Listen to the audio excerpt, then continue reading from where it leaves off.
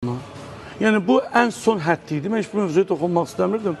Sən Məryəmlə Məhəmmədin şəxsiyyət vəsiqələrini paylaşdın və bunu etmək məcburiyyətində əslində mən istəmişdim ki, mənim verişim deyilsə, niyə istəmədim sonra?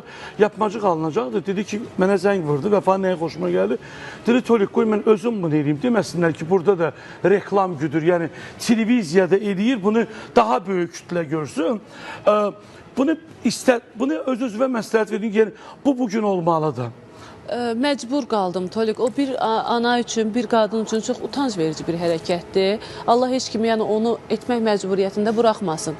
Allah düşmənin də, nə bilim, o həyalısını, düşmənin də mərdini çıxarsın hər kəsin qabağına.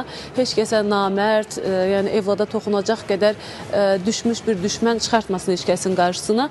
Yəni məcbur qaldım. Bu bir qadın üçün, istənilən qadın üçün bu yəni utanc verici bir şeydir həqiqətən də. Yəni onun mən bəzən baxırdım sosial verilişlərə, kimsə DNT testi verirdi, kimsə nəsə, o qadının yerinə o qədər utanırdım, pis olurdu ki, niyə elədiniz də bunu eləmədən? Kişilər öz uşaqlarından şübhələnirlər bəzi kişilər və çıxırlar sosiala. Bu bir qadın üçün çox ayıb, çox utanc verici bir şeydir. Mən bu vəziyyətlərə salanı, nə bilim, Allaha tapşırmışam. Allah inşallah hər kəsin bildiyi qədər cəzasını verəcək.